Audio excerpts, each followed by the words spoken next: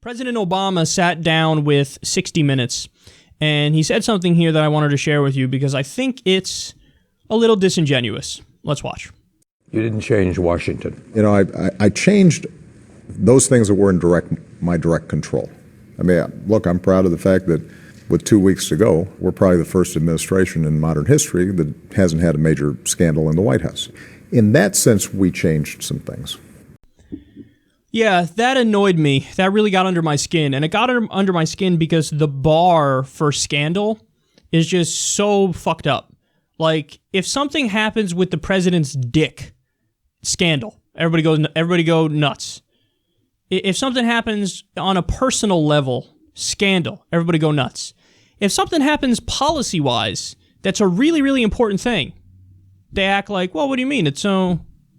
I wasn't caught doing something with my dick, so it doesn't count, right? No. So here's one of the biggest scandals in my mind. Obama assassinated a 16-year-old American citizen with a drone. That's the most obvious violation of the Constitution ever.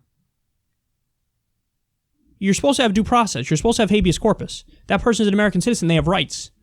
You killed a 16-year-old with a drone. And then when they asked Robert Gibbs, who was in his administration, about it, you know what his response was? He should have had a better father. So what they're referring to is Abdul Rahman al-Awlaki. He's the 16-year-old who was killed with a drone. His father, Anwar al-Awlaki, he was a jihadist who was an American citizen who they had killed with a drone. Now, look, that's bad enough. He was a jihadist, though. But you're still not allowed to do it. You got to follow the procedure, or you at least try him in the court without him there. You can do that. But they didn't. They just killed him with a drone. So that's already unconstitutional. But his 16-year-old son, and there's no evidence that this kid was, a terrorist or anything. But they just killed him. And they said at the time, it's okay, it was just collateral damage because there was another jihadist there who we killed. Come to find out that's not true. We just learned recently, actually. Within the past few weeks, we learned that the guy who they claimed they killed at the time, that guy's still alive. So all we know is that the drone strike killed a 16-year-old citizen, and that's it. So they may have said it's like a pre-crime thing. Oh, you loved your dad even though your dad was a jihadist, and we think you might in the future become a jihadist. So guess what? We're just going to kill you.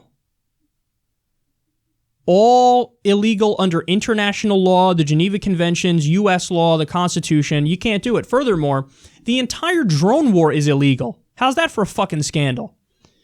Now, the way it's supposed to work is, in order for there to be a war, you need to have a declaration of war from Congress. That's what it says in the Constitution. But ever since the war on terror began, they just act like that's irrelevant and don't worry about it. So what they do is, they'll go into other countries. They went into Pakistan to get bin Laden, for example. But they're in more than just that. Now we're in Iraq, Afghanistan, full-scale wars there.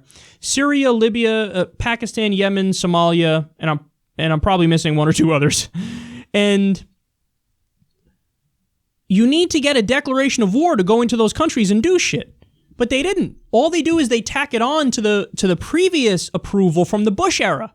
So they go, I don't know, you said it's a war on terror and we declared that these people are terrorists, so that means we get to go into any border we want, go into any country we want and assassinate them with a drone.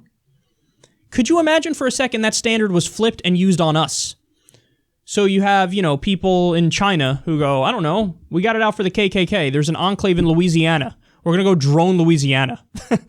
And then they do it and they kill civilians. Would the U.S. be like, it's cool because it wasn't an act of war. It wasn't a war. It was just, it's a targeted surgical strikes or something. No, we'd say that's an act of war. But we get to do it to any other country we want to do it. And in many respects, we get to act like the terrorists. So we have a standard for ourselves. Everybody else in the world has to abide by a different standard because they're not the sole superpower and they don't have the biggest military. So might makes right. In the eyes, not just of the Republicans here, but in the Democrats too. That's Obama. Oh, I never had a major scandal. Except you're doing 7 fucking interventions right now. How about the Flint water crisis? Does that count as a scandal? I think it does. We're going to have clean water in the United States of America. How about the fact that our infrastructure gets a grade of D? Is that a scandal? I think that's a scandal. You don't think that's a scandal? It seems pretty scandalous to me. So, yes, you've had scandals, but they haven't been about personal issues. And the media just sucks at covering them. That doesn't mean they're not real. Actual liberals and progressives in the country are furious over this stuff. You keep arming Saudi Arabia as Saudi Arabia massacres women and children on purpose in Yemen. Saudi Arabia, we've given arms and funding to Saudi Arabia, and Saudi Arabia has literally turned around and taken the arms and funding and given it to not only jihadists in Syria, that seems like a scandal to me, but also to Al-Qaeda in Yemen, because the Sunni militias on the ground are fighting the Shia Houthis, who are the rebels, and so they go, we need Sunni militias, who are we going to fund? Fund Al-Qaeda. So you're funding jihadists, and you just argued you have no scandals.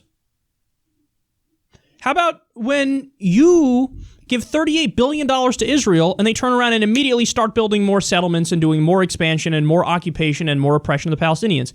How about when Netanyahu did his bomb fest in Gaza in 2014 and he took a pause, they took a break, they did a ceasefire just to reload? And Obama came up to Netanyahu like a faithful puppy saying, how much you need, big guy? The civilian death rate was over 80%. He was massacring women and children. He bombed hospitals. He bombed schools. He bombed the only power plant in Gaza. And Obama gave him more weapons. Does that seem like a scandal to you? Congratulations, you didn't have an affair. Whoop-de-doo. There are real things that are happening in this world that are policy related. And just because the media sucks at covering you, and just because it's not a personal issue, doesn't mean that you haven't had serious scandals. I think you've had many of them. And it's a shame that we live in a world where your real scandals aren't viewed as scandals because our media is just that bad.